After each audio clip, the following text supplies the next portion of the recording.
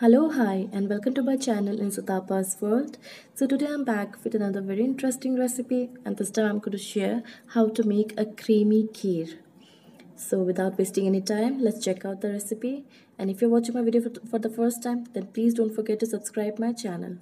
So for this recipe, here I have taken 1 liter of full fat milk. For 1 liter of milk, here I have taken half cup of rice which I have soaked into the water. So now the ratio is, which is very important, that is for 1 liter of rice, 1 liter of milk, you have to take half cup of rice. And it is always a good idea to soak the rice for at least 30 minutes. Then I'm using condensed milk. If you want, you can also use regular sugar, but condensed milk enhances flavor very much. Then I have used 2 bay leaves, 3 to 4 cardamoms, then few cashews and raisins. So now let's begin. So you have to start with boiling the milk. So like I have already said that I'm using full fat milk. If you're very much health conscious, then you can also use low fat milk, but this kheer and these things are quite rich in nature, and if you cook this in full fat milk, it will boost up the taste very much. And as you can see, I have already drained out all the excess wet water. So now you have to boil the milk, and the moment when you see that little bubbles have started developing, so at that point of time add bay leaves and cardamoms. Give it a good mix,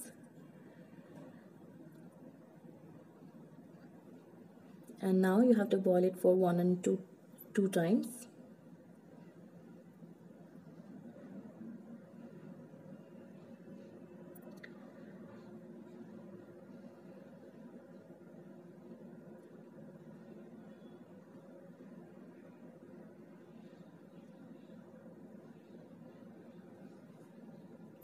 So now add the soaked and washed rice.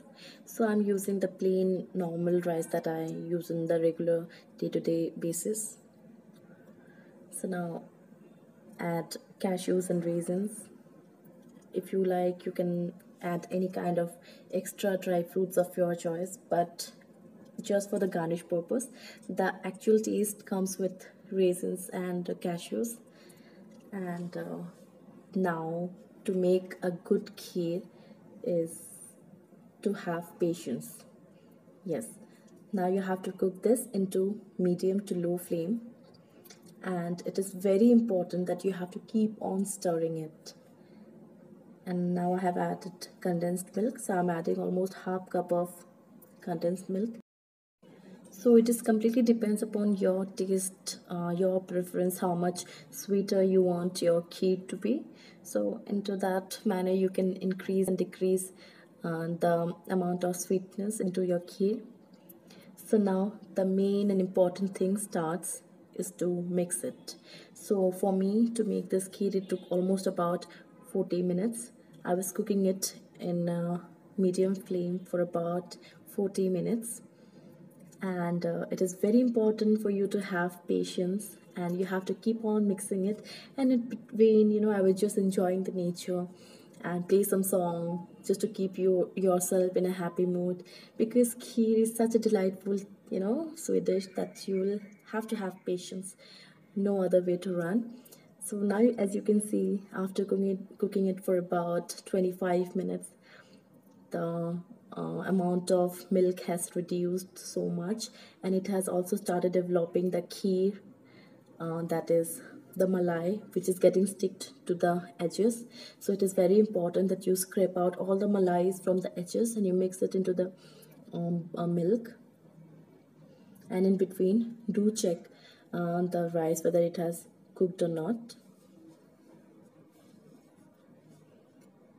So kheer basically needs slow cooking, and I don't suggest anyone to cover and cook the milk, because there is a possibility that it might fall down, and it might spoil your surroundings and it will be difficult for you to clean up.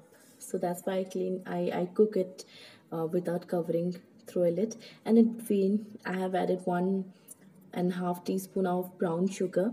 It is completely optional. I have just added to, bring out a beautiful color. And if you don't have brown sugar, you can also use jaggery, or it is not at all mandatory that you have to add it. And suppose if you don't want to cook the kheer with condensed milk, then you can use regular sugar, or you can use brown sugar, or you can also cook this with jaggery. It is completely your choice. So I really like the milk to see boiling, because it is really, I feel, eye soothing. And this is such a rich tradition of Indian culture, this kheer. Everywhere you go, in every house, you will see people cooking kheer in, their auspicious occasions. And it is our tradition, because of which I thought I should definitely make a video of it. And after cooking it for about half an hour, so at this point in time my rice is completely cooked. So now, with the help of a whisk, I am simply going to break the rice into small pieces. If you don't have a whisk, there is no problem. You can also use any kind of spoons just to smash up the rice, because this way, broken rice gives the kheer a very good texture, and it also, tastes very good when you take every bite of the kheer. So this way you can see the consistency after breaking up some of the rice.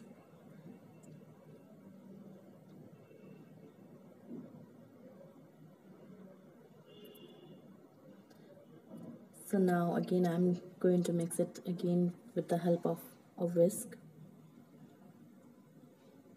and try to be quite gentle.